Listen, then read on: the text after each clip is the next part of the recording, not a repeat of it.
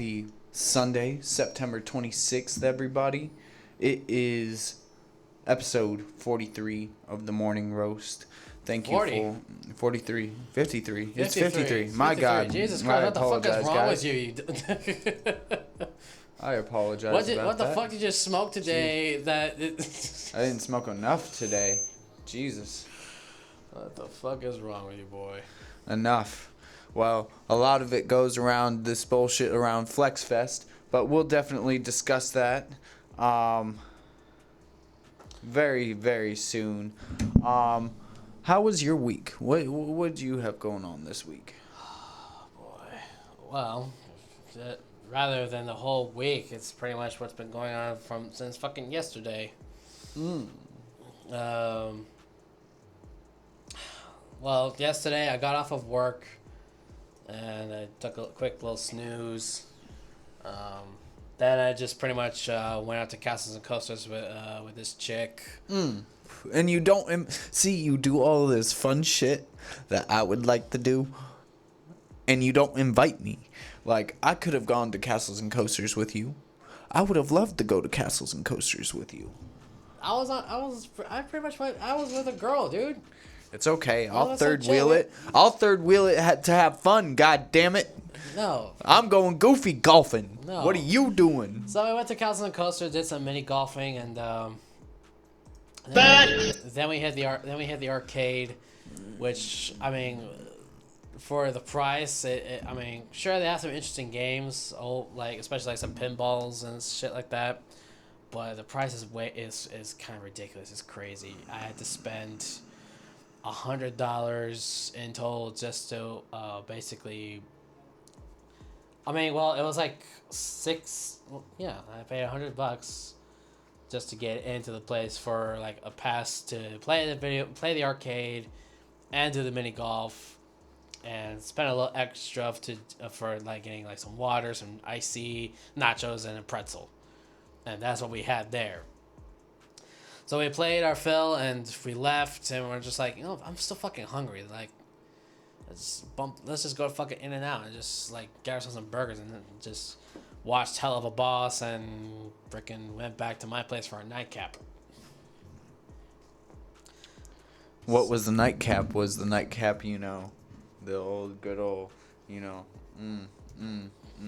It was just a head session. That's all. Oh, it was just a head session. Yeah, that's all it was. He was like, I just want some sloppy toppy, and that's it. We'll call it a day. Yeah, well, it was that time of the month for her at the time. So. But still. Thank God to the womans that give head.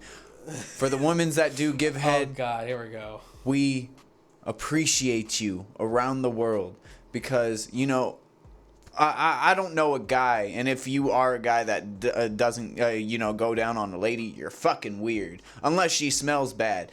But exactly, he had a head doctor, is what Gerald said. You got a head doctor right there. But for all the ladies that do give head, because a lot of women are picky about that, you are the real ones, and we thank you. I want to extend that and say that if a woman gives head, I mean there would be, I think that there could be some reasons behind it. It doesn't have to necessarily because. Did she have her black choker on?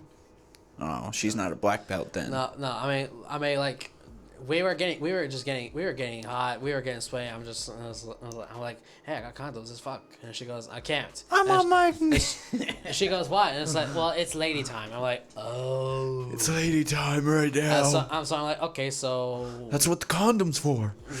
No, I'm like, okay. I mean, we talked about it. I was like, okay, so what do you want to do? I was like, well, I can give you head. I don't mind. I'm like, okay, sweet. So and that's how it went. That's hot. That's hot.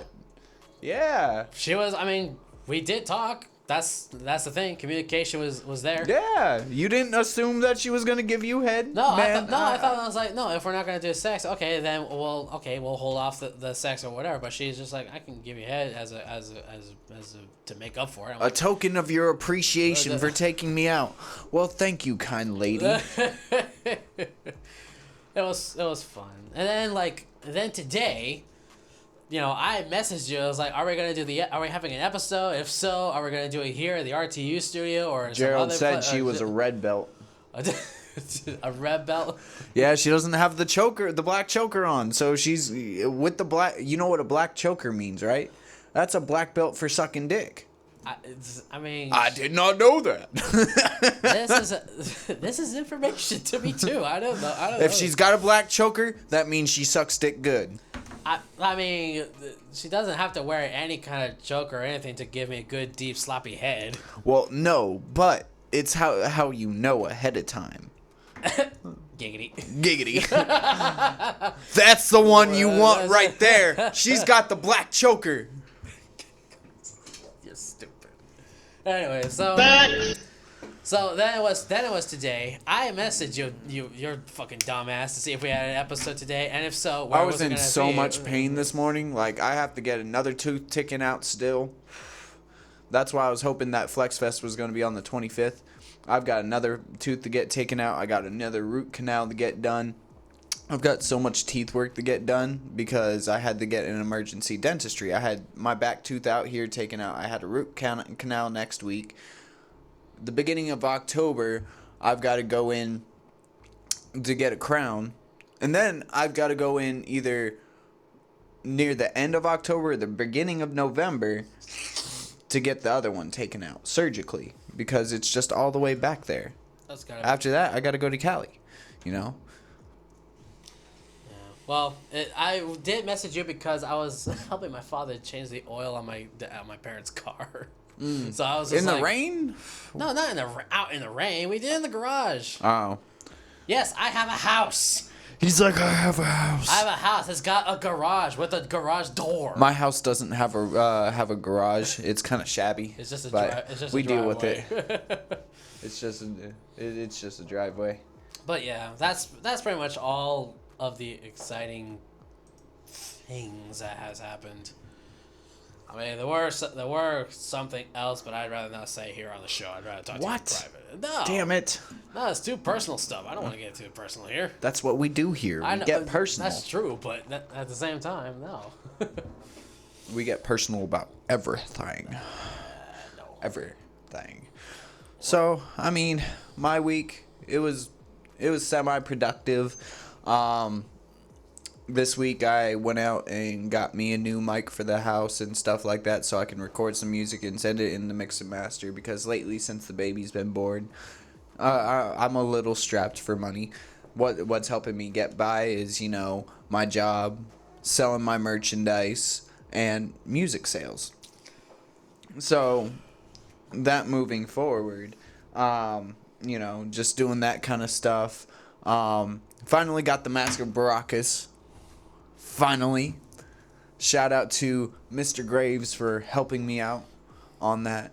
You, the real MVP of this week. And I can't thank you enough. One of our good fans. Other than that, I didn't know till last minute, but I guess there was a press conference for FlexFest on the 25th, when originally that's when FlexFest was supposed to happen, was the 25th, but it got rescheduled to the 25th, November 20th. Benefit of the doubt, they didn't tell me it was going to be they didn't ask anybody when it was going to be rescheduled. They just assumed that everybody would be cool with it. But we'll move on to that in a second. Other than that, really, I had nothing else going on, just dealing with tooth pain, suffering, sleeping, helping take care of a baby, just living life. Yeah. Last week, I don't think I did anything last week either, unless last week was the show, and that show went really well. We were over at Endgame for Young Manifest's event, and Young Manifest did it well, good. I guess it's on the 24th is what Gerald said. The 24th. I didn't even know that. I thought it was on the 20th.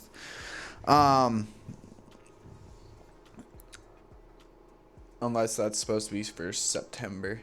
But anywho, let's go ahead and just roll into the voice of the people. Yeah, let's get the show. And the voice of the people today is professionalism. I know where this is going.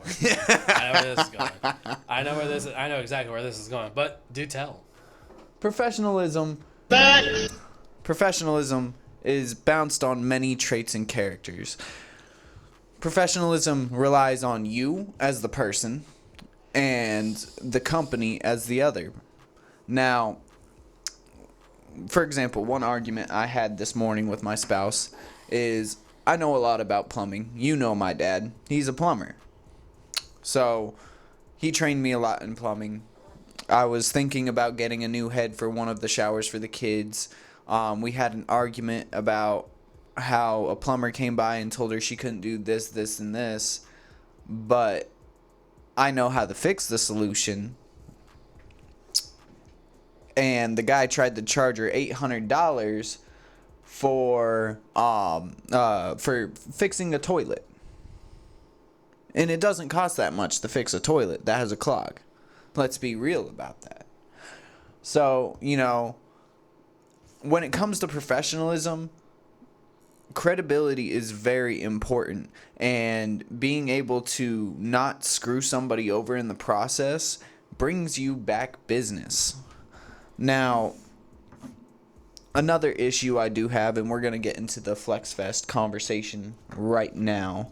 So, with FlexFest, originally when I signed up, I went to high class.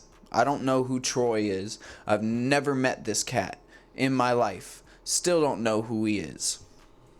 So, originally, Dummy Boys was in there. Quite a few different people were in there. We're about eight different fights that were supposed to happen.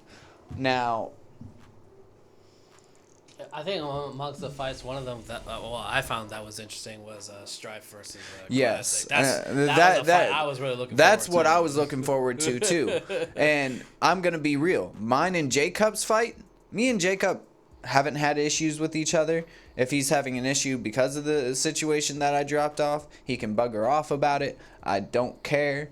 Me and him never had an issue. We decided to do it because ratings. Exactly. I think it was just ratings. Yeah. We just wanted to do something for fun. We wanted to put something on for people. But at the same time, we both talked to each other and told each other that we would only participate if we knew for sure the winner was going to get paid. Yeah. Now, I went to high class because at first I wasn't too sure about doing the event because it was a first time event for everybody. You know, I didn't know if it was going to be set up exactly or whatnot, but I asked him. First question I asked him, and I will look back in my messages and share these messages as well. I asked him, is everybody getting paid? Because what I understand and what I see here, only 3 people are getting paid. I want to make sure that every single winner minimally gets $100. At least. Because that's not much to ask for. You're doing these $1,500, well, I don't know what all of them are, $1,500, $500, $400, whatever. You have 3 different tiers of rewards. How are you gonna set it up like a tournament and not pay these other people because it's not a tournament? He told me that everybody was gonna get paid. Everybody was gonna get paid that won. I said, okay, bet. Sign me and Jacob up. We're gonna have a 3-round match. We're gonna make it to the 3 rounds, and whoever knocks out, and whoever wins, wins. That's fair to me. That sounded reasonable. That is fair and straightforward and pretty much simple. No harm, no foul. It's gonna, yeah. And that's what made me agree. Okay, I will perform in FlexFest. I will train. And I asked him, when is this supposed to be so I have enough time to train? September 25th. Okay, say less. So, started training and everything. Yeah, La-di-da-di-da. yeah, you even I'm posted still on, like, training to Instagram this shit, day. yeah. And I'll tell you guys, I wasn't going to the gym before this.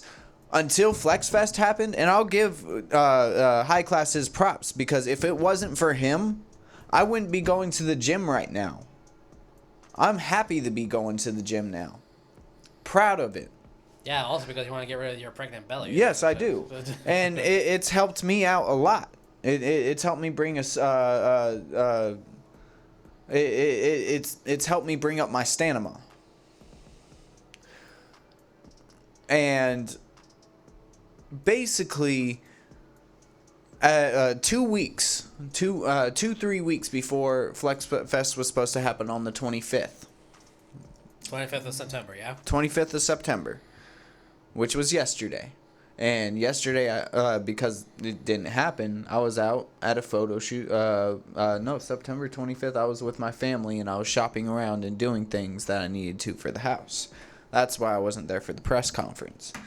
But September 25th, it was supposed to happen. 3 weeks before that, about 4 of the fights had a big issue, and one of them was Dummy Boys. I cannot give Dummy Boys the credit they deserve for dropping out due to the fact of how they dropped out.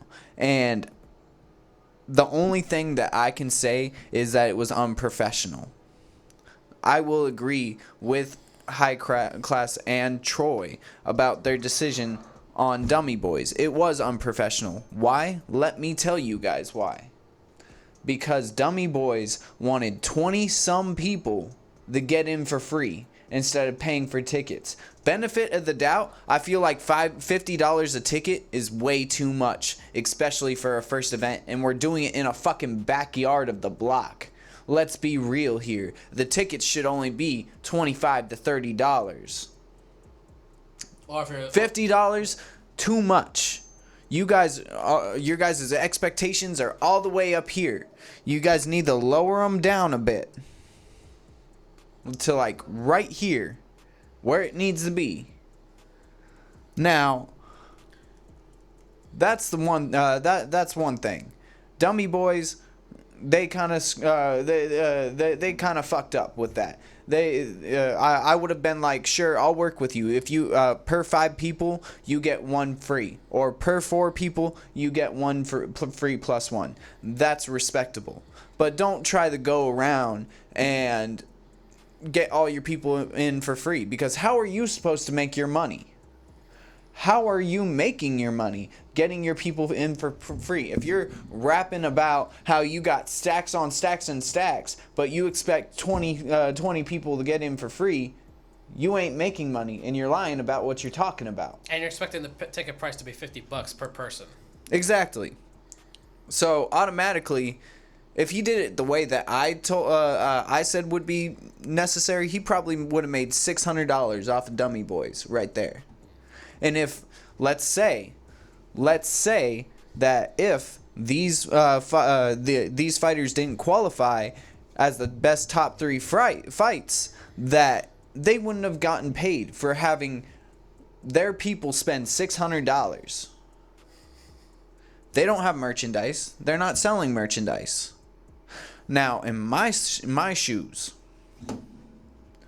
I do agree, Gerald. What did Joe say? He said he agrees with the $25 to $30 a person. He could have talked them down to $30 a person. I do agree with that. Now, it's good that they're not paying, having people pay for the slots. At first, I thought that's what was going to happen, but they didn't. Now, we're getting into when I started this is before I started truly finding out that not everybody was getting paid. Now I started asking about merch booths. I was like, okay, how much is a merch booth? $100, Troy said. I was like, you've got to be fucking kidding me, bro. If you think that I'm gonna pay you $100 for a merch booth, you better be having somebody's ass sit at my merch booth and sell my shit too. And that's just facts. Because I'm bringing my merchandise that I worked hard on. I make on average every show $120 to $250 per show in Arizona. So you would have taken most of my profit for that. That's half your When profit on an average you show. didn't even work for it. You didn't have somebody at my table.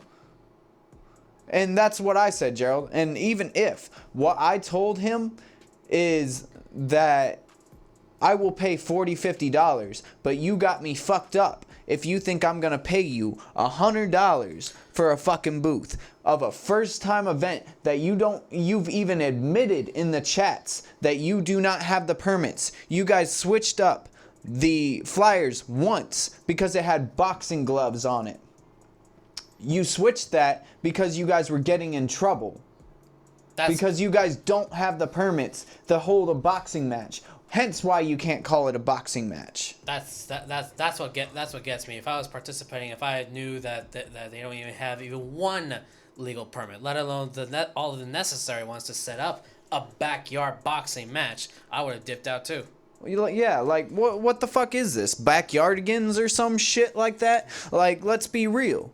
This ain't no Fight Club. You want to try? This isn't Fight Club. Yeah, you're trying to make this into some kind of a somewhat professional. And you're putting it on pay-per-view. In what fucking sense does that make? And you got reputable people. You have locally reputable people here, especially like, for example, here at the RTU. Someone from the RTU is gonna come here and record this shit and record the bout of Muzzy and fucking whoever. And all these other artists having a bout, come on. And see, and let me reiterate, I have no issue fighting Jacob. Me and Jacob were the first ones that agreed to even before we signed up, we agreed to doing it. Hell, I even went through the extent of inviting Jacob to come and train with me, so that we could have a more quality match. So it's not the fight. It's the setup of it all. It's just the setup of everything. It's unprofessional. It's not fully organic. It's not fully prepared. And when they rescheduled for November 20th, I already planned on being in California in November. I have other things to do. I have meetings with Atlantic City Records in California. So I have better things to do than worry about a fight that I may or may not get paid for if I do not place top 3. You didn't ask anybody if November would be good. You didn't ask when would be the best time for everybody. You just didn't ask. You just assumed. And then when somebody had a problem with something, instead of taking constructive criticism, Troy, you wanted to argue with them and tell them, oh, well, I guess I'll call the event off if you guys want to act ungrateful. I have those messages. I can share those with you guys. Deadass. He tried to cancel the event 3 times. Because he felt people were ungrateful. How are you making people grateful for your event when you're giving them whack-ass fucking numbers? Where are these numbers coming from? They're obviously not planned and precedented numbers. Based on what you're saying, it sounds to me like he was just doing it on the fly, like an improvised kind of situation. To me, it seemed rushed. That's why I said, and I even said this in a status, if you guys take it down, go back to the drawing board, and set it, I don't know, maybe for sometime in February, or give a little bit more time to actually put thought into it, instead of going, this is what I want to do, this is how this is going to happen, and nobody's going to tell me how I can do it. Well, you have a lot of people that are having problems with it. It's all about preparation, really. If a lot of people are telling you the same shit, then maybe you should take their constructive criticism. And that goes back to professionalism. If a bunch of people are telling you, I don't know about this, I do not feel like this is accurate, this does not seem right, This doesn't seem legal. it doesn't seem legal. That's the one thing for Exactly, and it gives That- more people more time to train. You're absolutely right, Gerald.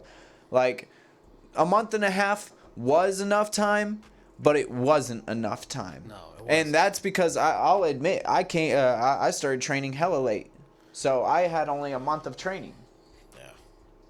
So if you were to set the time for, like, say, okay, we have a bout that's gonna happen in about 3 months. You can work with three months. 3 right? months, I can work with 3 months. And Yeah. if I knew, like, let me tell you something. I do not expect to get paid if I lose. If I got paid after losing, then fine, whatever. It happens. I'd appreciate getting paid. But if I lose or win, I should be able to set up a merch booth for no less than $40 to $50. For the and I mean, even with that price, you better make sure you have someone to at least watch over Exactly. the If you're gonna stuff. spend me make me spend $100, your representative is coming to watch my booth, and your representative isn't getting paid from me. He's getting paid from you. So put that into knowledge and thought. Yeah. Also, that's that's the thing for me. It's all about preparations and planning. It's Yeah, all I mean, professionalism. the first thing you have to do is to figure out if you can make it somehow legal to set something up in some, And right now, it's not legal. That is the perfect sign to tell you that this event is not ready. yeah, because all it takes if they follow through and it's still not legally set, all it takes is one phone call and the cops will shut everything down. And I've been to amateur wrestling events. I was actually in one while I was in Texas, and we talked about this on the show. Had a chance to go down with the DJ to a actual wrestling ring like place. It was like a training place, but they held events there. It was completely amateur, but they had all their permits. They had all their promoters. They let their people get free spots for their vendor, and each of them got paid, win or lose. Yeah. I don't expect let me circle back. I don't expect to get paid if I lose, but I expect to make money off of my merch booth, win or lose. Because you're stealing out of my mouth at that point. You're stealing out of my food, out of my pocket at that point. If you're trying to charge me $100 for a merch booth, that is unprofessional. Don't expect me to come. Don't expect me to like just show up at work and do everything and not at least give me a sandwich. Exactly. Don't give me a lunch break. Don't give me a lunch break. Don't expect me to come to work the next day. Exactly. It's ridiculous. At this point, my opinion and my advice, take it back to the drawing board. I never said that I would not participate. I agreed in the first place, but I agreed upon different terms that were not satisfied and met From your end. from my end. And once I feel lied to, I am done. I have this thing where I do not tell people I'm not going to perform an event if I tell people I'm going to perform it. It goes against my policies. But this event got so out of hand. And back about early September, I made a post telling people, how much do you want to bet FlexFest is going to get canceled or rescheduled? And what happened? It happened. It got rescheduled. Why? 4 people dropped out. And along with that, they were not ready. So, High Class, Troy, it's nothing against you guys. Nothing is against you guys. But one, High Class, you know how to be professional. You know what you told me. Don't lie. 2, Troy, obviously you need a little bit more training.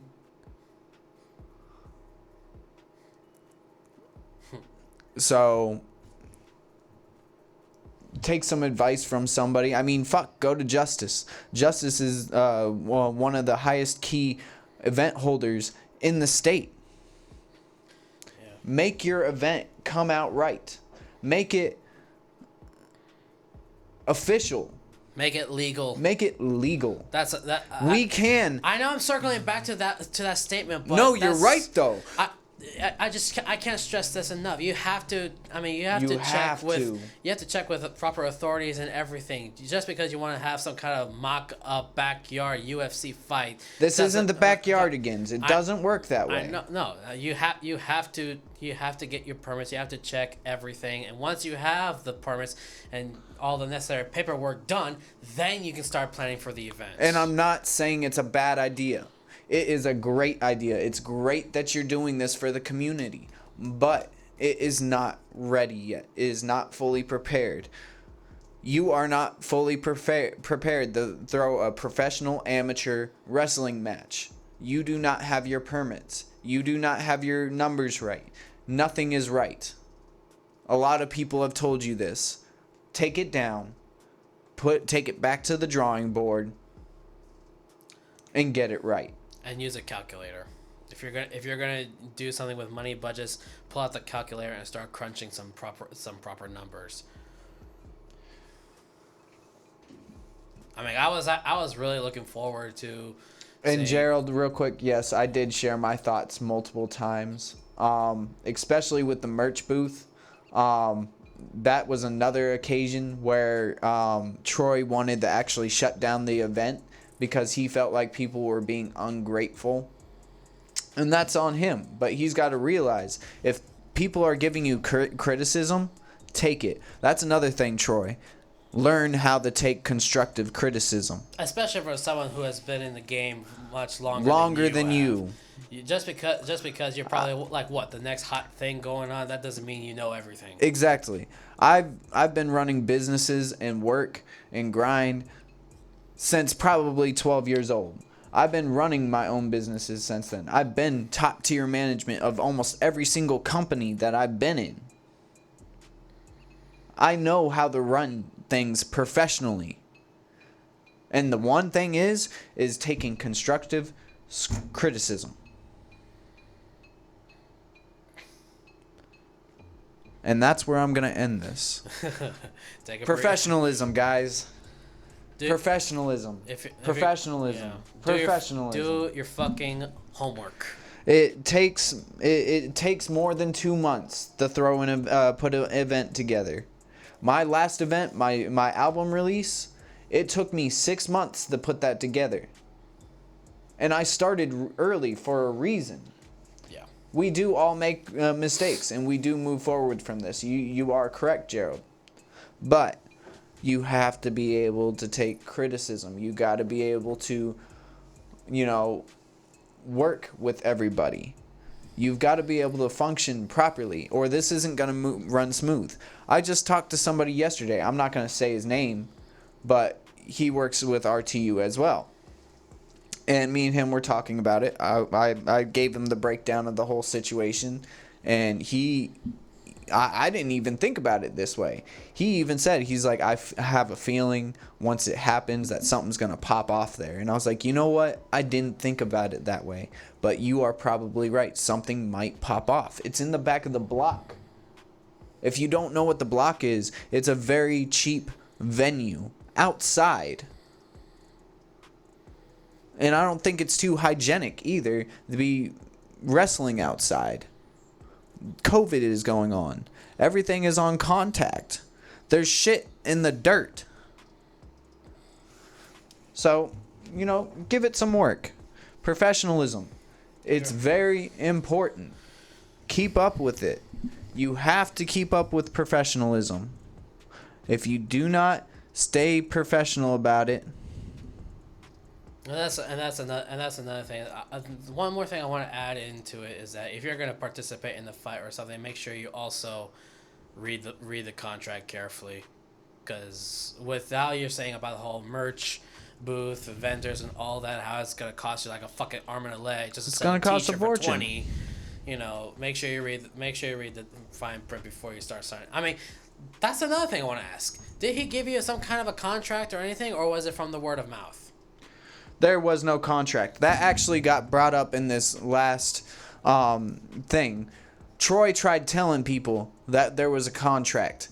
Do not get don't get caught up in that, because there was no contract made. I did not sign a contract. I know for a fact I didn't sign a contract nor see a contract. So, for that being said, I'm not under contract. I'm not under anything. Yeah. So, that is another thing. You are absolutely right. There should have been a contract. Yeah, because And that got brought up today. Troy tried bringing that up. And I was like, what fucking contract was there? I didn't see a contract. I know everybody else didn't see a contract. So, what are you doing? Yeah, don't try to make yourself look good when the facts are on the table. Yeah. I mean, you have no legal permits. You didn't even sign. You didn't even create, draft up some kind of a legal binding contract for anything. It just doesn't seem right. It just doesn't add up. It doesn't add up. It doesn't add up. I mean, if you're doing just like another show at the Antro nightclub, right? You're doing up a show. You want to have your booth set up. You know, there has to be a contract that you need to sign where it says, okay. That's not even a thing, because here's the thing about Antro. Right? You Yes, know what I mean, though. I know what you mean. I'm going into the Antro club. I understand that. I'm bringing my merch. I'm bringing myself into the show. I need to sign something, for compensation or for legal. I need, Well, financial things. that's not even a thing either, because here's the thing. A wrestling event, I would understand a contract. Yeah. A festival, I would understand a contract. And I've been under contract for festivals. This last festival I had, I was under contract. And that's just because Mark is very professional. He handles his shit. But a regular show, you don't have to be under contract. Here's the thing about Antro. When I perform for High Class, he never charges me for a booth. If he charged me $30-$40, I'd still pay it. He knows that. I know that. It's a transaction thing. Even if I don't get charged, I stay out of the way. I do my own. I stay to the end of the night compared to other artists. So, as we end this, High Class, I hope there's no bad blood between me and you. I think I would hope we can still do business and shit like that. Troy, I don't even fucking know you. But you need to take constructive criticism. Do your fucking homework. Do your math. And draft a fucking proper contract. Exactly. If you're gonna do physical contact sport or whatever, legal permits. Legal permits. Sit down, use a fucking calculator, get financial advice from a bank or some shit. Hit up Justice. Hit up Mark the Yeah. Shark. I can lead you guys to people that will lead you to the road of success. All you need to do is be able to take constructive criticism. That's the biggest thing in professionalism, is admitting where you're wrong. I really was looking forward to seeing a battle between you and I would have loved to see it I especially too. was looking forward to seeing Classic and Strife. Well, it might happen, but I cannot guarantee that FlexFest is going to happen without the proper permits. That's another point I brought up to them. How do we know that the full fight is going to happen when the block has been shut down numerous times?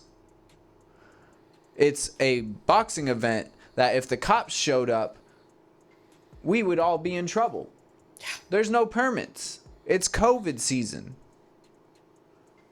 Texas was lucky enough to even do boxing. I didn't even know they were going to do it, but they had the permits. And that's the biggest thing, folks. You have to make sure your P's and Q's are locked in. They do not have their permits. Do not be fooled. And that's where that's going to end that for the voice of the people. Until your toothache starts coming back. You're so heated. Bro, like, let me tell you. I told you. It's annoying. I got you, man. I got you.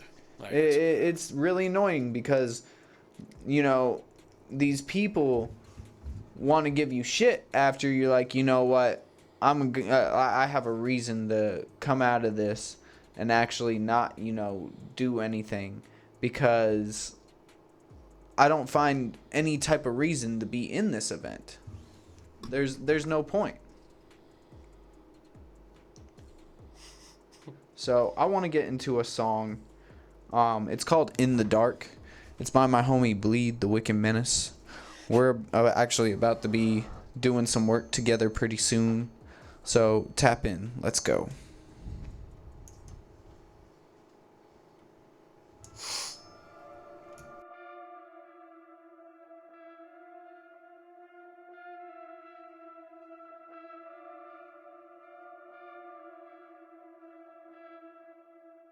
Bitch, we hang in the dark where the devil didn't play. When that you can't pray, then nobody gets saved. When you rot in the flames, ain't nobody that'll blame for the shame, for the pain, for the way that they made you. Stuck up in the rage for the hate that they gave you. Throwing dirt on your name for the game like a lame, they done played you. Look at all the shade that they gave you. Look at what they made you. Stuck up in a bad mood, running up on me, that's a bad mood. Bleed with a chopper, that's bad news. Tell them don't speak unless I ask you.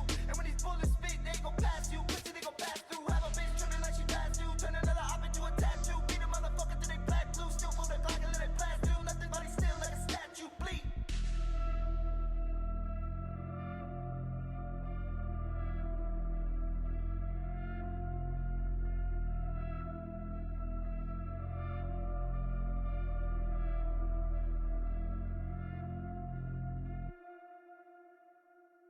All right, and we are back. We are back.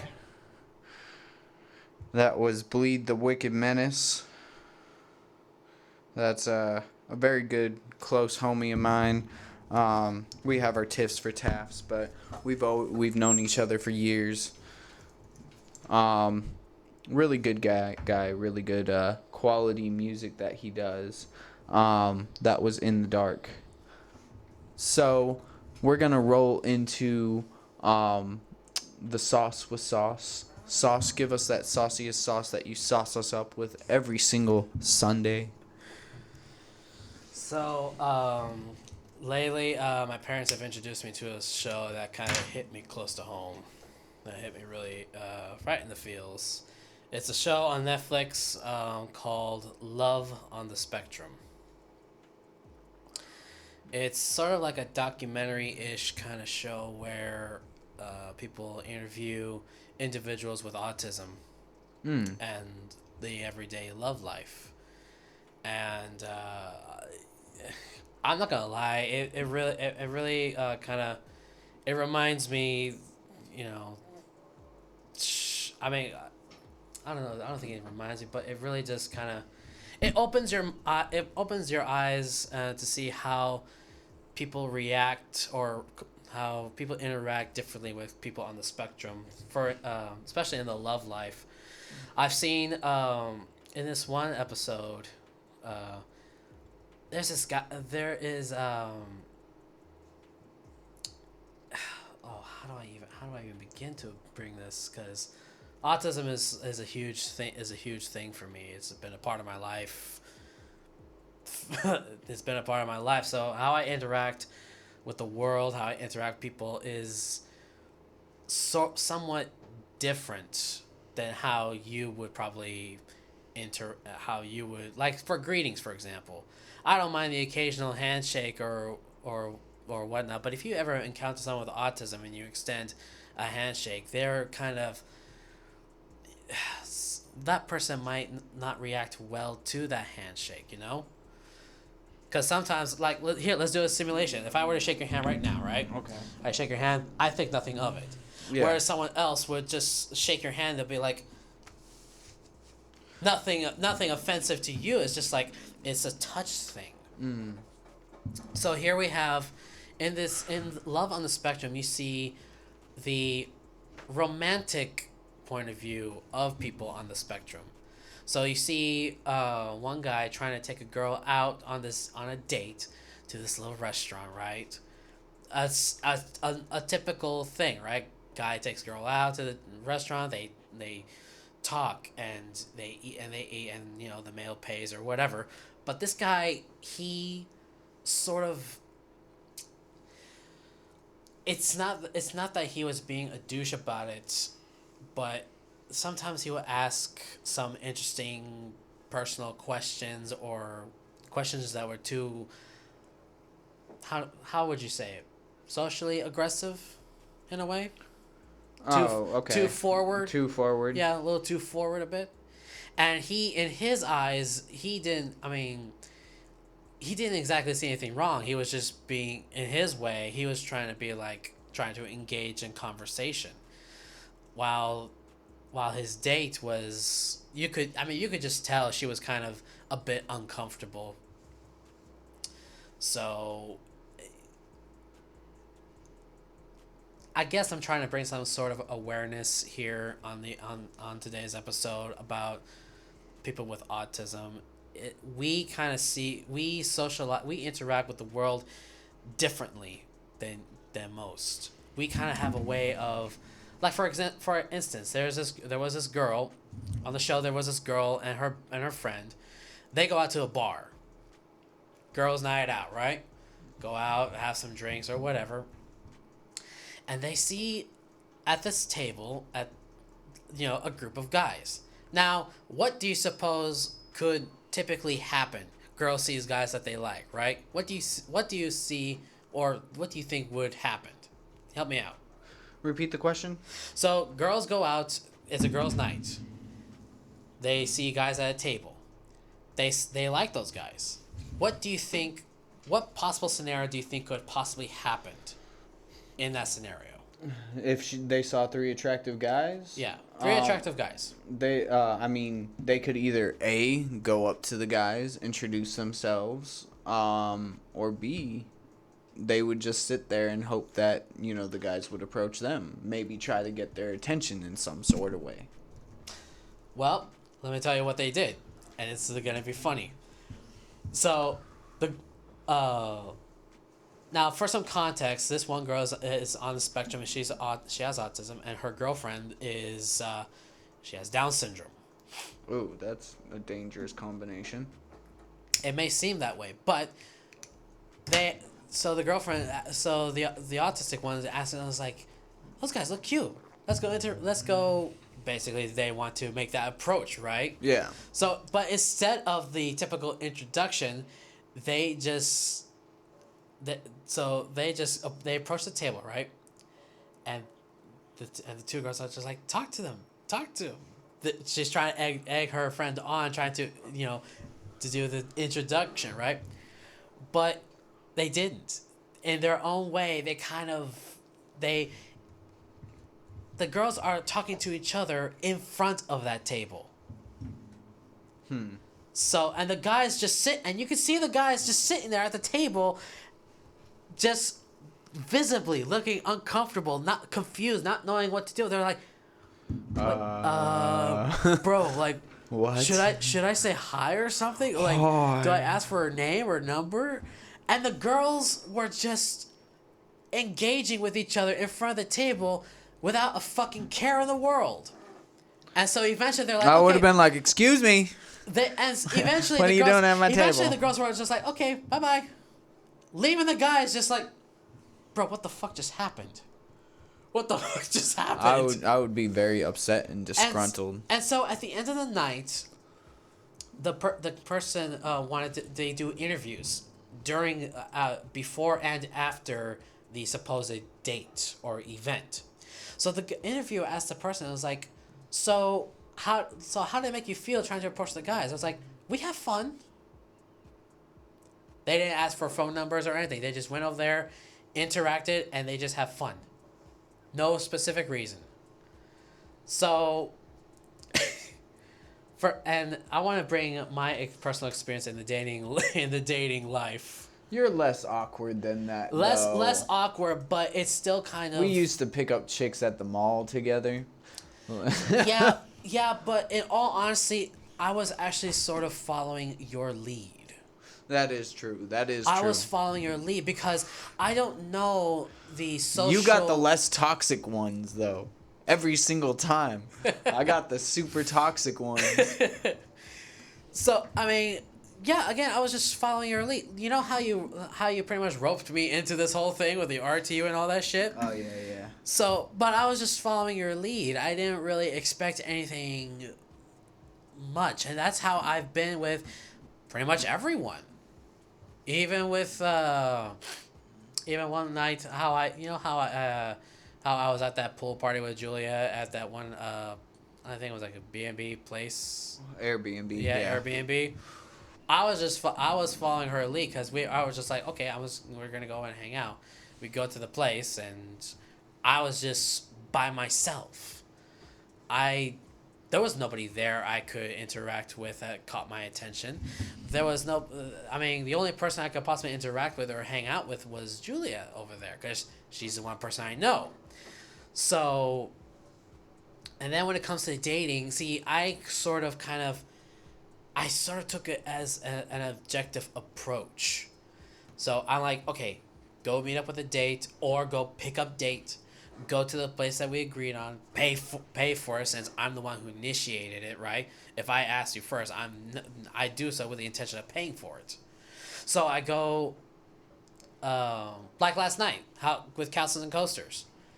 We talked about how bored we are. What are we gonna do? I was like, well, how about Castles and Coasters? Okay, great. I go to the Castles and Coasters knowing that I'm gonna pay for it. I pay $100 for it.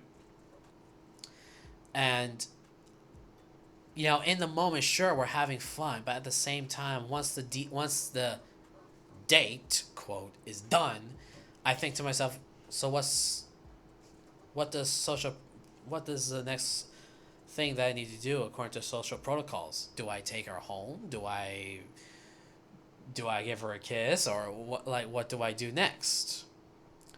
So we sat in the car and I just started playing some music, and she's like, well, what do you want to do next? And I told truthfully, I was like, well, I'm kind of hungry. So we went to go eat at In-N-Out. Now, again, I pay for it, but I just don't know what comes next. What do I do? Do I hold hands? What? So, I mean, towards the end, I took her back to my place, and that happened. The magic happened that night. But it kind of like, for other people, it may seem like it's easy, but for those on the spectrum, it's not, in a way. It's not. We don't know the social protocols. We don't know the standards of the dating game. So if I go on, like, if I were to go sign up on Tinder today, and if I see someone I like, the first thing I'm naturally going to do is going to say hi. But then, how do I steer the conversation? I don't know. I'm awkward about starting conversations too. I'd be like, "Hey, beautiful, what's up?" Or, "Hey, gorgeous, how you doing?" And that's how it would start. And then I would lead from there and go, "How are you? What did you do today?" Exactly. Like something lame. Maybe it's just a normal guy thing. I don't know. But for me, I just want to, I do want to steer the conversation to where I want to meet you in person. Because I told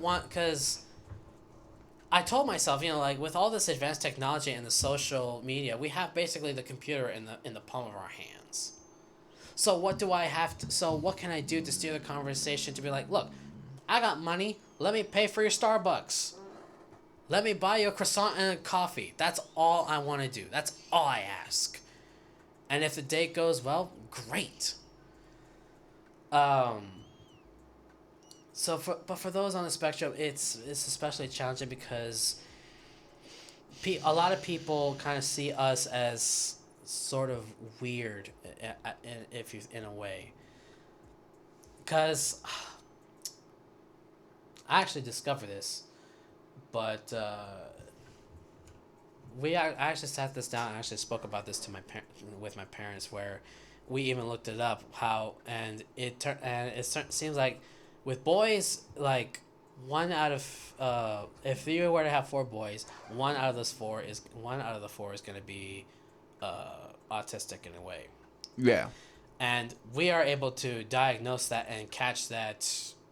In these days, we are able to catch that quick. While with girls, the odds are probably the same, but they don't catch it until later. So my mother, we did the research and, yeah, we had it. I had autism and it was discovered at a very early age. But with my sister Antonella, my oldest, we didn't know that she was on the spectrum as well until like months ago, fucking months ago, to last year. So, and by then when they do catch it,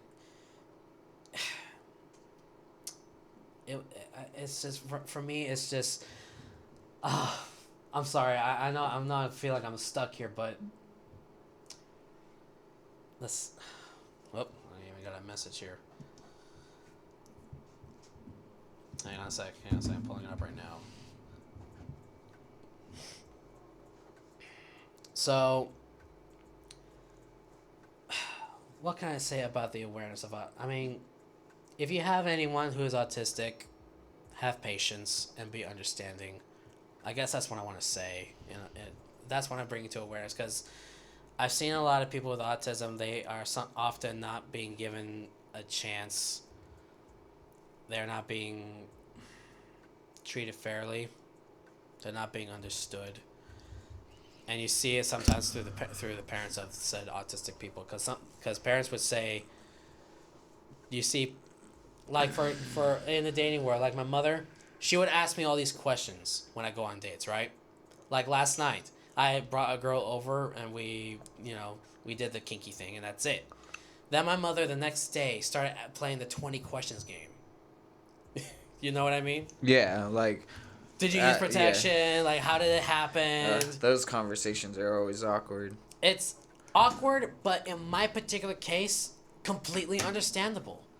Because when it comes to even the intimacy, some of us, we have a limit. Like me, I don't mind the snugging, the snuggling or the cuddles and whatnot. You said the snugging, yeah. I don't mind the woman laying on top of me and feeling comfortable, or Everybody loves that shit. Yeah. Everybody likes the cuddle. And if you don't like the cuddle, then you've got some like emotional issues. But then there are those who say they like the cuddle, but then like not 2 minutes in, they're like, okay, get off me. Yeah, I hate that shit. It's not. It's not that we're done with you, but we just like it's for us. It's too much stimulation. I do not care. If I'm cuddling with you, I'm fucking like we're gonna struggle snuggle if you don't calm your shit down. No, but this is a stimulation thing. Like when I go to your shows, or when I go to any show, or out in public at all, I'm okay. I can handle the crowd for a bit, but if I spend an hour in this crowd or at the club, I will become overstimulated, and I will excuse myself to the bathroom, and I would spend like a good 2 minutes staring at myself in the mirror, saying, "Okay, just relax, just breathe. It's okay. You're fine. You're good. You're fine." And then I come back out, and I'll feel somewhat refreshed. And that has actually happened. You've even been with me when we were at the bars and whatnot. When I tell you that I'm off to the restroom real quick, I don't go there because I'm actually relieving myself. I'm actually going there because I'm taking a breather. I'm taking like a quick 2-minute breather, like trying to cool myself down. Because otherwise, I'll just be shut down. I'll be closed off, and I'll probably make a scene. And that's what I've done when I go out in public. Even if it's on a date, I often excuse myself to the bathroom because it's like a safe place for me to be to relieve myself of the mental stress. It's like there's so many people around me, there's so many, like I started showing some tics. Like right now I have this, I twirl this around underneath the table. Nobody can see what that is because it's green. Well, okay, well I have basically he said, oh, okay. I'm sorry. It looked like a translucent worm. No, yeah, it's like okay, hang on a sec. I'm going to bring this up. Okay, this is better. So I have this. Okay, it's pink. Yes, I get it. It looks like Laffy Taffy. Yeah, it's basically a child's toy that you can find at Walmart. It's stretchy and whatnot. But I have this with me even while you're talking about the whole Flex Fest. I've had this underneath the table doing this, I'm started twirling it around and whatnot, because it's a tick that I do. It's something that calms me down.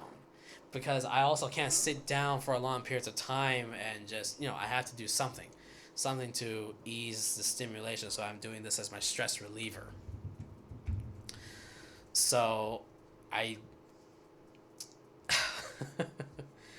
look, I know this is the sauce is supposed to be all about entertainment and whatnot, but I want to bring autism as the sauce for, I just want to bring some awareness. If you have friends or if you know someone with autism, have patience and be understanding, and that person might even surprise you with some of the things that they can say or that they do.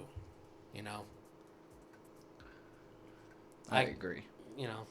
I'm sorry, I know this sounds like it doesn't sound like entertaining or anything like that, but I just want to bring this to everyone's attention. No, it's good to bring it to light, because not a lot of a Yeah. lot of people know that they're actually surrounded by people that are highly autistic. Yeah. And that's what I call you. Or for example, That's basically what one I of am. one of our fans, Mr. Graves, he has Asperger's autism. But he's a high functioning autistic to me. You don't really notice it until that person tells you, yeah, I'm autistic, and that's why I have these weird tics and stuff like that. And then it's like, that makes sense. So yeah, I just so that's a sauce I want to give. So if you have Netflix, definitely look up Love on the Spectrum. I didn't really give it much detail that I wanted to, but look it up, and even if you have it or if you know anyone who does have it, if you watch this, you can get an understanding of how we are. Right. You can get an understanding, and especially when it comes to the dating game. For me, I'm sort of like a classic romantic. If I'm able to get sex at the end of that date, that's I'm bonus. that's bonus. a hopeless romantic, and I am one of those too. I'm a I'm like, hopeless- man, I hope something happens. I might act cocky and stuff like that, but females make me nervous as fuck. I know. Especially and then you'll get to beautiful, the right? end of the night and you're like, so What now? what now? Yeah. Those are the words that come out. What now? It's not like I'm gonna boldly come up to you and go, yeah, you want to come over here and You wanna lick come on over? my fucking lollipop or Yeah, what? I No, don't do it's that. just so If at the end of the night you want to go home, okay, I'll take you home. I'm that nice. and one time out of 10, I'll actually be the guy to lean in and give you a kiss. But other than that, I'm going to wait because I don't want to get charged for rape or nothing like that. Or like make things weird because I came on to you. So Yeah, so that's one more thing I want to say. Like if you're dating someone and you know that person has autism, there's a certain. I mean, I'm not saying that there's a certain way to approach, but if you there know, is no way. You just got to figure the person out. Yeah, but I mean, for us, sometimes when it comes to us in dating, sometimes we would, like me, I would probably ask if it's okay to even hold your hand. Right. And sometimes the way I go about it is that I would stick out my pinky close to her hand. And I'm just like... Just your pinky, not your whole hand. You don't just like slide the back of your... See, that's what I do. No. I slide the back of my hand on her hand. If I'm trying to hold her hand, I just like slide it on the back of No, her hand. this and if she tries to connect hands and This shit happens. This happens when we're just walking during the date. I would stick my pinky out and would reach for her hand as sort of like a feeler, just to see if it's acceptable to even Okay. hold the hand or the pinky or whatever. You know what I mean? So yeah, go watch Love on the Spectrum. It's on Netflix. I don't know how many episodes they have out, but definitely look it up. It will hopefully if you're tuned into the Morning Roast, if you're watching this and you happen to know someone who's on the spectrum, watch the show and it might enlighten you. Absolutely. And that's where I'm going to end it right there, in all fairness. Well, thank you for that. That was actually a very special report from the sauce on the episode 53. I know it says 43, guys. I do apologize about that. It's a typo. Typo. We're going to get into a track, And this is for all the haters out there and all you peasants. It's all for the villains. Anyways, Fangirls, an exclusive by the Muzz and Brett Deadly. Let's go. Let's get it.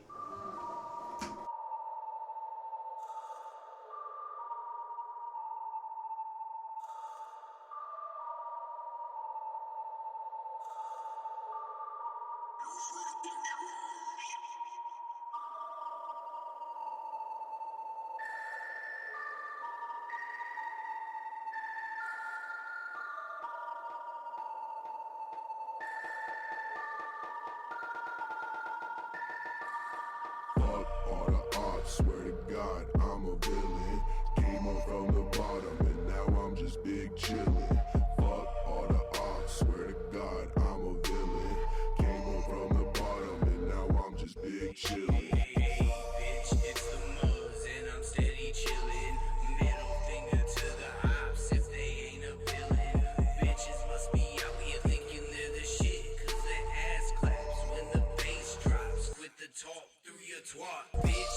It's smelling kinda fishy, you a fangirl, begging for the clout when you see them bands, girl. Call yourself a queen just to get attention when you're nothing but a peasant. Don't you try to hate on me when your colors are fluorescent. When the moon is in its crescent, now I hope you get the message that you don't got a chance to cancel me.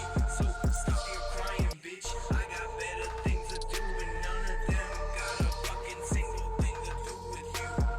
Fuck all the odds, swear to God, I'm a villain. Came up from the bottom and now I'm just big chillin'. Fuck all the odds, swear to God, I'm a villain. Came up from the bottom and now I'm just big chillin'. You just a fangirl, mad I'm in my bag, girl. I'm sipping on dirty Fanta. How you feel don't matter. Y'all be taking shots at me, but I don't got an answer. If you try to stop me from the blow up, I'll just get it faster. Hate is not the answer. Don't be a fucking bastard. You try to finesse and then I stole the shirt right off your back, bruh. Colder than Alaska. Jägermeister in my flask. Black hoodie with a mask. We about to get the bag. Fuck all the odds, swear to God, I'm a villain. Came up from the bottom and now I'm just big chillin'. Fuck all the odds, swear to God, I'm a villain. Came up from the bottom and now I'm just big chillin'. Fuck all the odds, swear to God, I'm a villain. Came up from the bottom and now I'm just big chillin'. Fuck all the odds, swear to God, I'm a villain. Came up from the bottom and now I'm just big chillin'.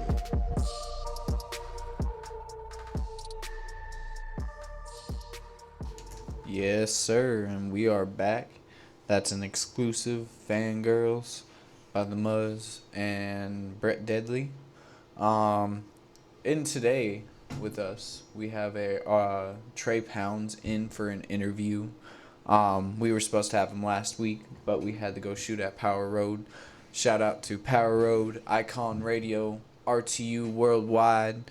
Mr. Trey Pounds was over at Hip Hop Festival as well, so if you guys got to see him perform, this is him in the flesh.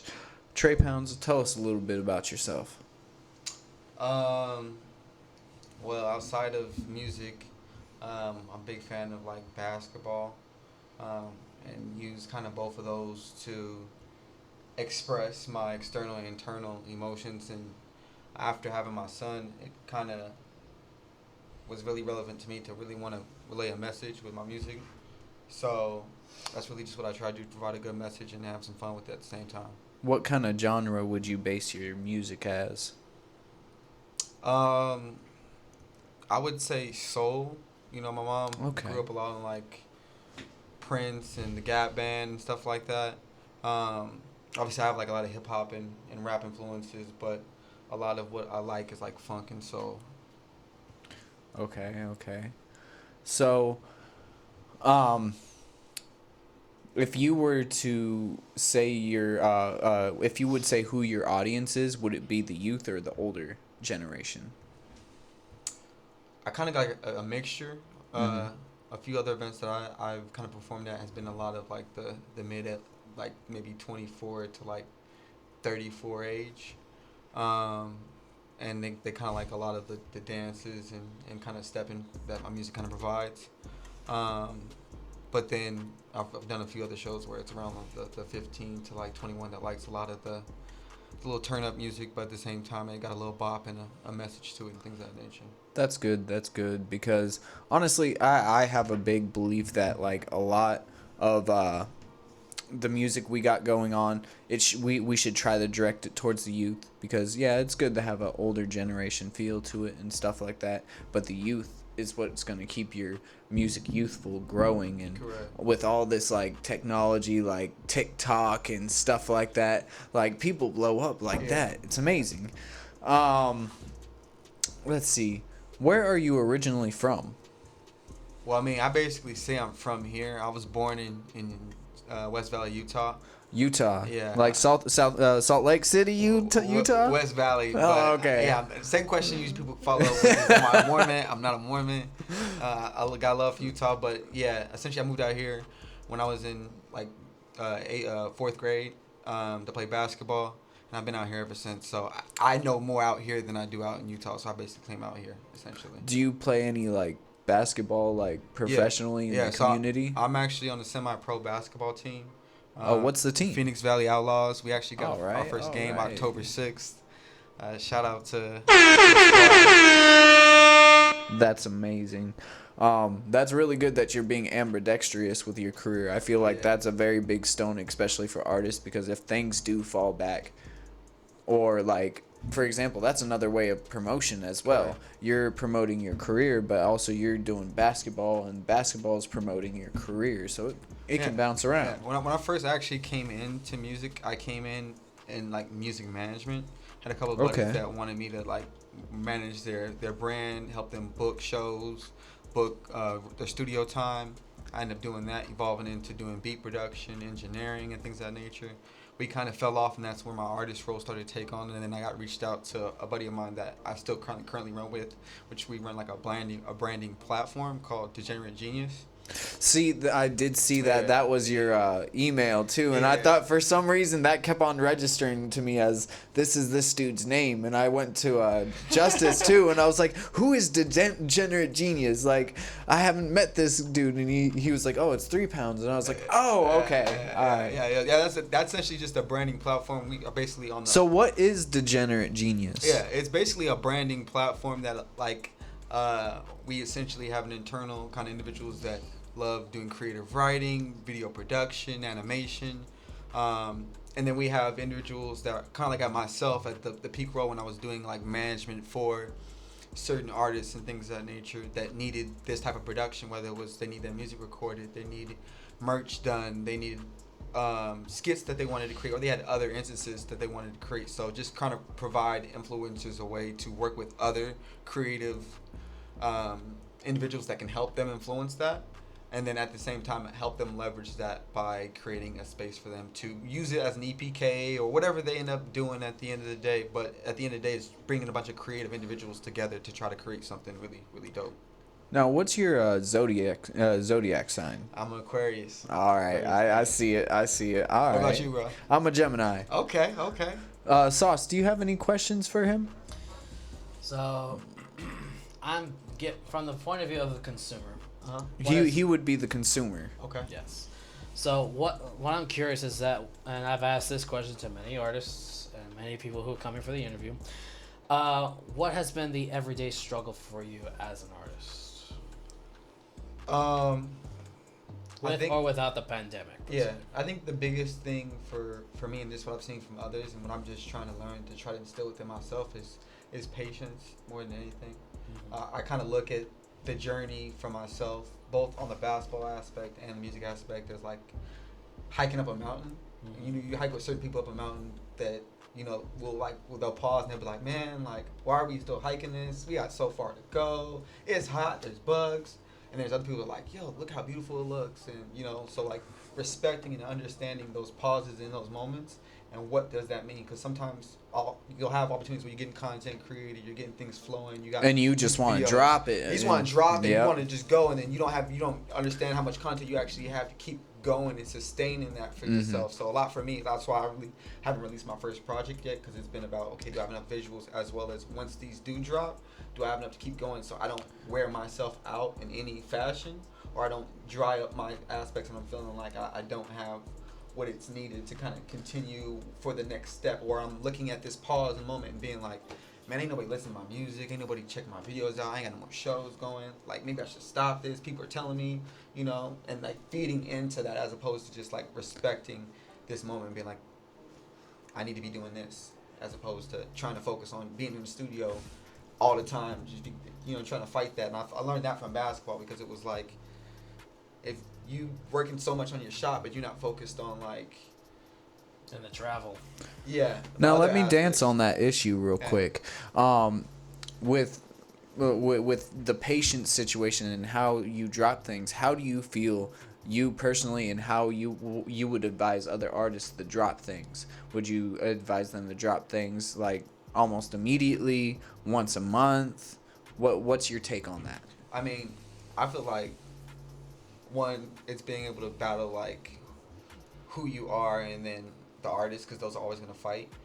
I could say like, I want to do a project, or I want to do a single, and like don't know the weight of what you can actually make the most out of that. And then some, like, you get to creating as an artist and you're like, oh, this is just something I can just release. Like I made this just I can just release when things are starting to stall out and I'm preparing for a bigger move type ordeal. So to me, I feel like it's really like, if you got like, let's say a EPK that you want to do like 7 tracks with, if you don't have like 14 or 28 tracks done, why are you telling people that you got, you know, a specific date release if you don't have no visuals? Like all of these. Do you feel that visuals are important in this industry right now? I feel like they're the most important, especially with like the them starting to do the At home stuff? at home stuff. The what do they call it? The where you can sell videos and things of that nature. I'm thinking of I can't even Animation videos? Or like...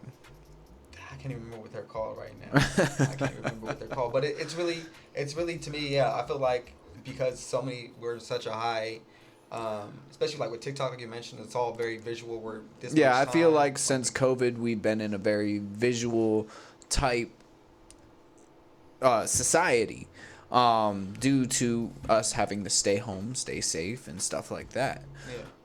So, I do have a question around COVID though. Around COVID, what issue? What was it beneficial to you, or did you struggle during the COVID season? Yeah, I felt like that's crazy. COVID actually was when we were actually mastering kind of like the aesthetics, the understanding of Degenerate Genius. A lot of, as well as when I created a good portion of the content that I have. So you had enough time to actually like work on your stuff. It was more of like, I think for everybody, you just started to see a lot of people was internal reflections of like what you really want to do, because you know your job is not going to be there forever, and a lot of people can create and now see people turning creations into opportunities from that. So it was a lot of me creating and more or less fighting fear. I think for me, I always say like COVID was the year of the fear. I did a lot of things that I faced for my fears, to kind of put me in a position where I am now. And this year has been more like just like the year of like fighting my pride and my ego and addressing that. But COVID was like, everybody was very fearful. Just I feel scared, like that you know? was the rise and fall. If you wanted to do something, you would do it. If not, Correct. you would back off and go back to normal. Correct. I do want to actually get into one of your tracks real quick before we continue.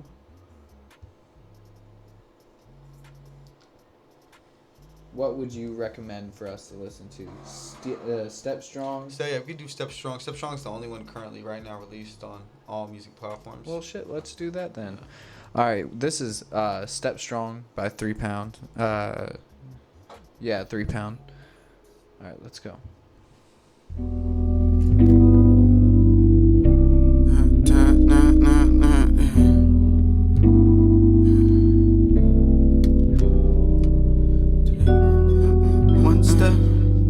One step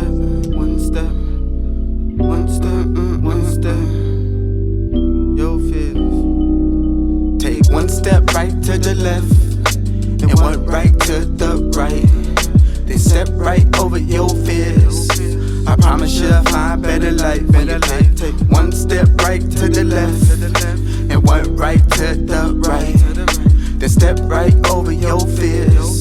I promise you'll find better life and make it all go away. The fears, terrors, and the tears. I promise to better days. This year I put aside my pride and make it all go away. The fears, terrors, and the tears. I promise to better days. This year I put aside my pride.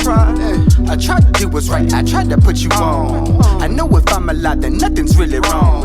I decided to take it light and never seen it long. I had a bigger fight, question where I belong. And I can feel your energy a mile away. You tried to steal the best of me, so what I'm gon' say? Oh, that's fine, no, you're right, it's okay. I lost my mind trying to backpedal on defense. One step right to the left, and one right to the right. Then step right over your fears. I promise you'll find better life. One step right to the left, and one right to the right. Then step right over your fears. I promise you'll find better life and make it all go away.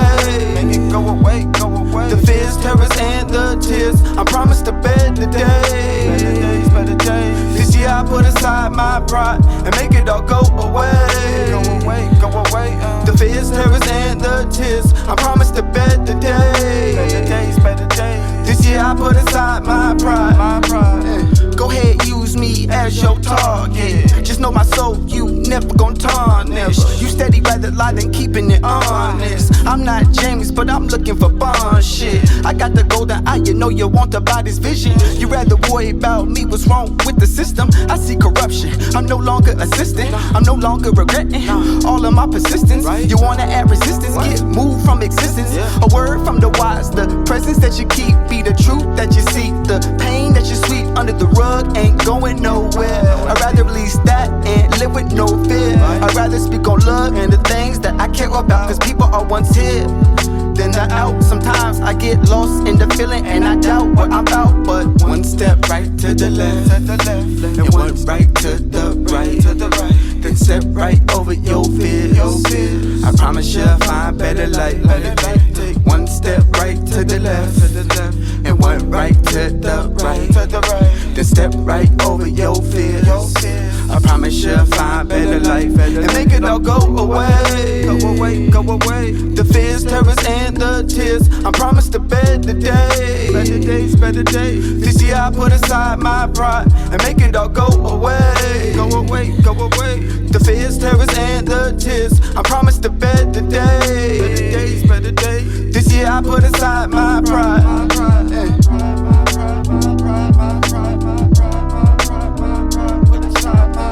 Burn that shit down. You might have been right about me.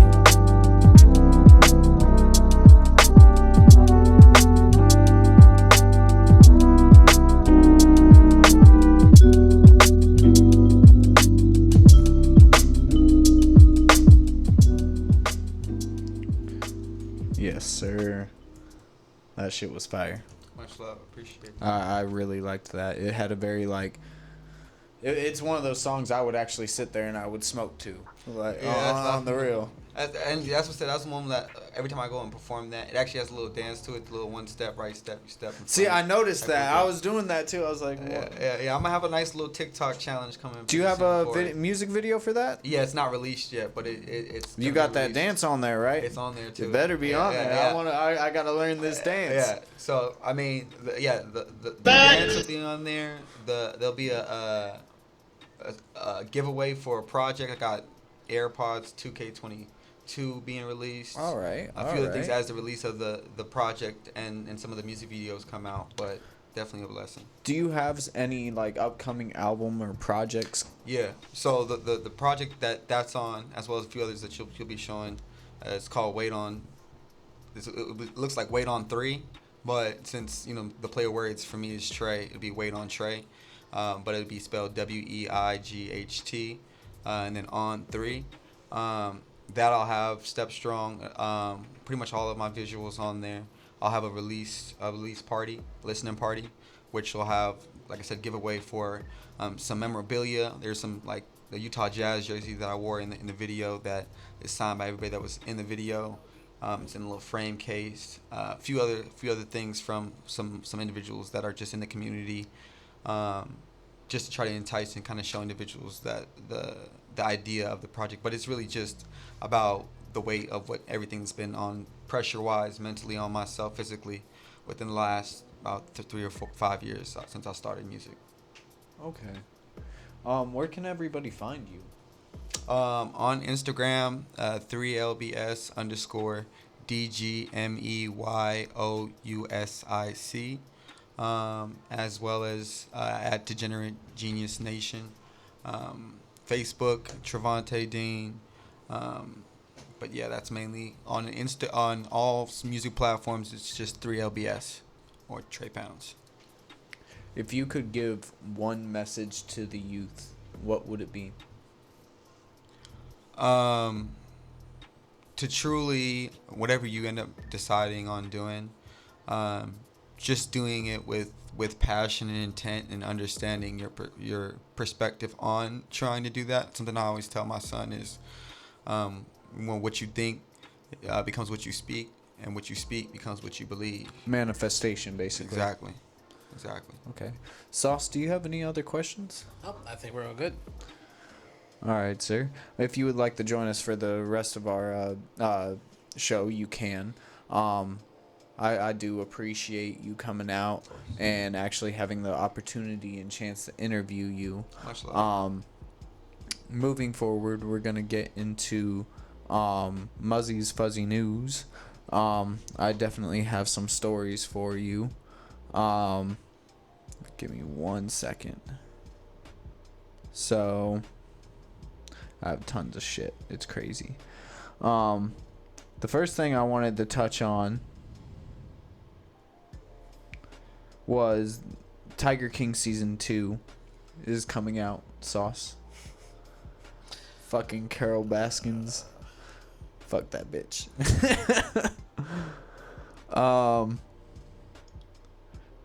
Let's see.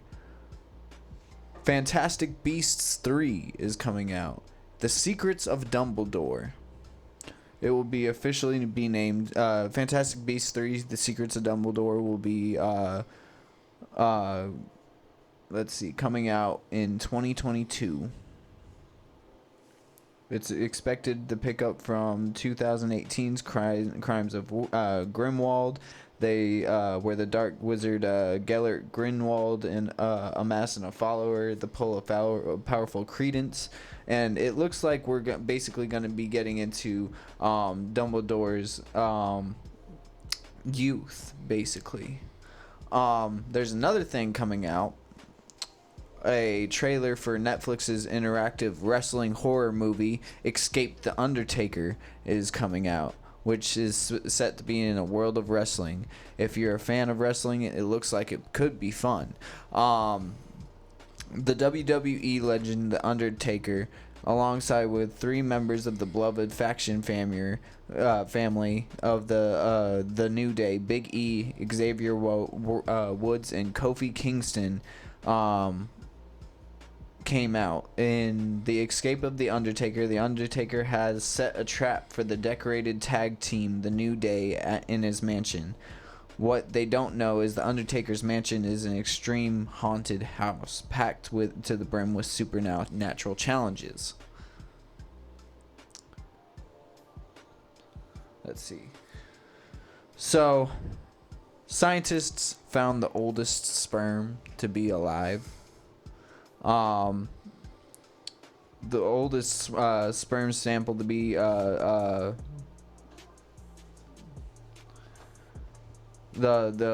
uncovered fossil sperm is thought to be 100 million years old. This research, the sperm said is what they belong to be an ostracod, which is a subclass of a crustacean, and they were huge. So, semen, guys.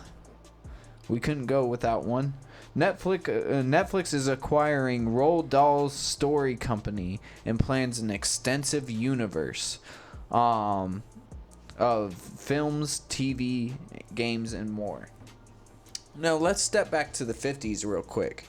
I actually got this lady to answer back on our page. I'm going to try to get her in for an interview as well. This lady, I don't know where it went now.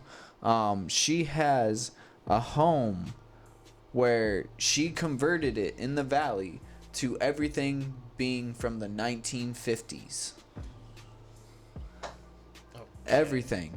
The oven, the counters, the fridge, everything. Everything is 1950s? Everything. So, even the car. The car? The car is 1950s. What car did this drive? I don't know. There's a Kirby pancake maker. Kirby pancake maker? Really? Yes. It was announced by Bandai in Japan.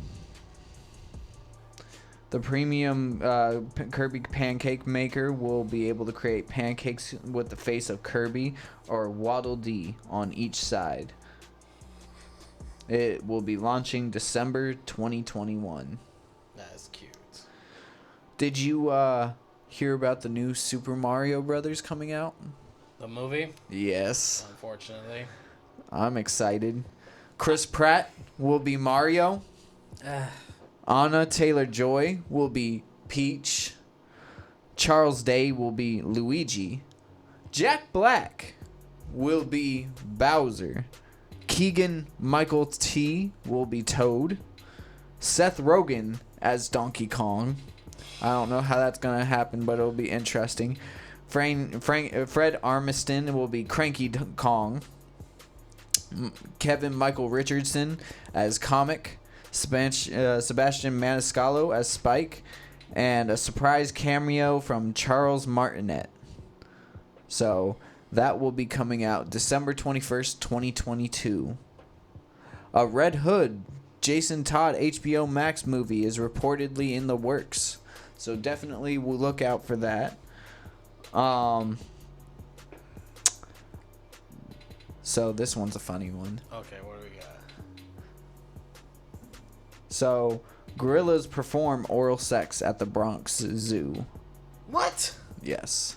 So, in this video that I watched, when Simon and Garfunkel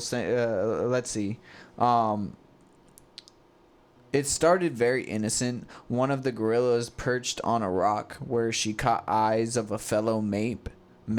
Seems like the apes, they're apes with benefits, because one of them immediately laid on its back, and the other assumed the position and started sucking the gorilla's dick. In the video, you see that the adults quickly shielded the kids' faces and scream and ran. The video cuts off pretty sure near the happy ending. The happy ending? But yeah, it's hilarious. If you haven't gone and seen it, go look up the Bronx Zoo or go to the Morning Roast page. The video is there. Bronx Zoo gorillas go downtown. The oral sex peep show. That's actually pretty funny. Yu-Gi-Oh! Is opening up a Kaiba Corporation store. So, Kaiba Corporation is heading to the real world for a bit. An online shop is being opened to promote the Kaiba Corporation. It will give the fans a chance to shop at Seto Kaiba's thriving company. According to reports from Konami, the store is opening September 30th. This will be chosen as Yu-Gi-Oh's debuted day 25 years ago, and the shop will stay open for exactly a year. So, go send your dueling ass over to the Kaiba Corporation. Jeez. I mean, here's something interesting for all you Disney enthusiasts. well then, here we go. 55 years after his death, Walt Disney's body is going to be de-thawed December 2021 in an attempt to reanimate his corpse. I wonder if it's gonna be the same like in Family Guy. Are the Jews gone? No. Put me back. Put me back in. I will die. I want to be the first person that is there when he's reanimated. Like, that'll be some shit. Got him! So Walt Disney was frozen in a cryogenic tank shortly after he died in the hopes that science would one day be able to reanimate his frozen body and for a cure for his ailments that were found. The time test that theory has come. Coming December marks the 55th anniversary of Mr. Disney's passing. The Cryogenics Institute will set in motion for the reanimation procedures. It's an exciting time. God. I'm sure it is because what the Elon Musk and Grimes split after 3 years together. So Musk confirmed that he and the electronic pop singer Grimes planned to co-parent their 1-year-old son. We are semi-separated but still in love with each other. To see each other frequently are on great terms. He explained he's mostly at work, and Tesla requires me to be primarily in Texas or traveling overseas. Her work is primarily in LA, so they're doing what's best for the kid right now.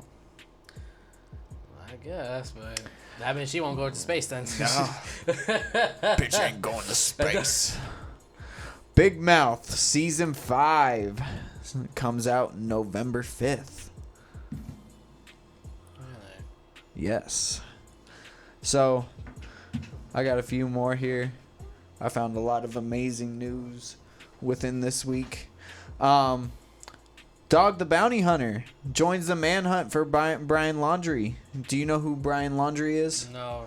He was a guy in Superstition Springs who is alleged for murdering his wife or fiance or whatever. Dog the Bounty Hunter is on the case because he is reported to have fled the country. He's trying to help and locate Laundrie, who had vanished and has been missing for over a couple weeks now.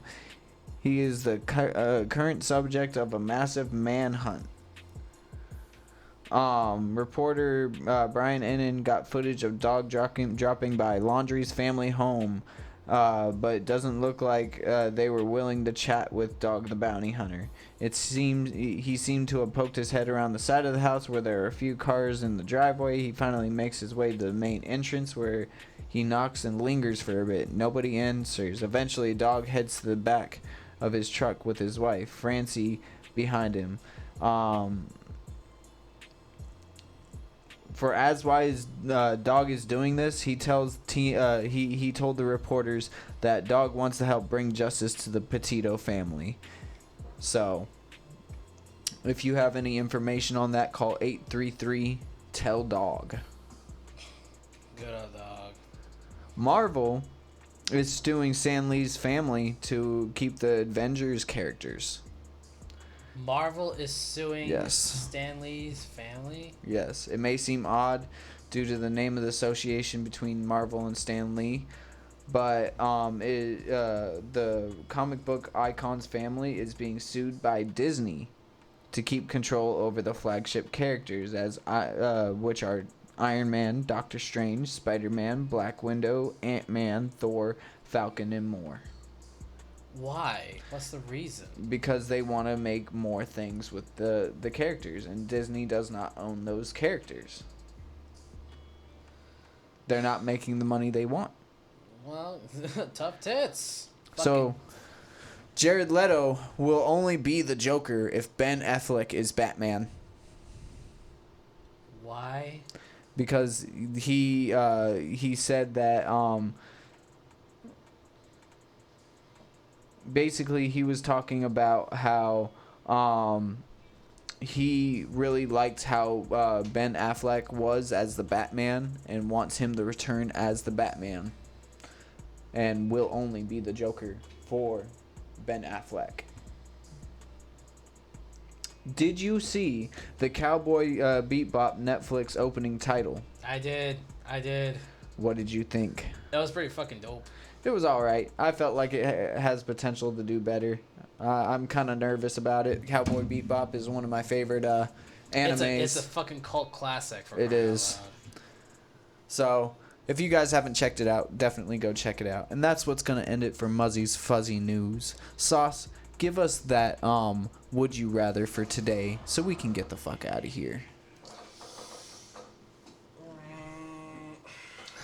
That's a good one. I've been so wrapped up with everything, especially when I was watching the Love on the Spectrum. I didn't really think about the would you rather at the time. I was so caught up in the moment. Caught up in the moment. Shit. I honestly had got nothing, to be honest with you. Do you have something for me? I would have to look. I mean, forgive me. I mean, I Shame on you. You had one job. Oh, what are you gonna do? Fire me? I'm not under contract, bitch. He's like, what are you gonna do? Hint, hint. Gosh. Oh my god. Do you know that step? Okay, here we go. Would you rather be Batman or Spider-Man? Spider-Man, fuck you. Why? Cause Spider-Man, fuck you. That's why. Why would you rather be Spider-Man though? Because I mean, I get to swing around and be climbing on walls. There are so many cool applications when you come to Spider-Man. Otherwise, Batman is just a billionaire man. He's just a billionaire man. He's with just a suit billionaire and man who needs a martial therapist. arts training and shit like that. Yeah, and he needs a therapist. That's what he fucking needs. I agree. Fuck Batman. Batman's bullshit. I mean, I'll go with Spider-Man because I feel like it would be pretty dope to be a ghetto ass kid that gets bitten by a spider, and then all of a sudden I have these fucking spider powers and problems. you get extra strength, and you get to react quickly before things happen. And then I get to say my spidey senses are tingling, and actually it means something. Well, we are done with today. Thank you guys so much for joining us for episode 53, not 43, on the Morning Roast. We are the fuck out of here. See you in episode 54, folks. Bitches.